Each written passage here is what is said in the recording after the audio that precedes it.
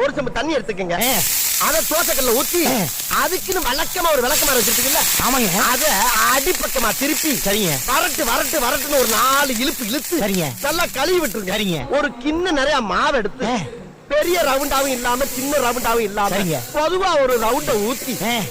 4-5 வெங்காயத்தை போட்டு அள்ளி பொடி பொடியா நறுக்கி அப்படியே மேலாப்ல பரபர தூவி விட்டு, சரிங்க, ஒரு நீளமான கேரட் எடுத்து அதையும் பொடி பொடியா நறுக்கி, சரிங்க, அப்படியே மேலாப்ல பரபர தூவி விட்டு, சரிங்க, இட்லி பொடி இருக்கு பாத்தீங்களா,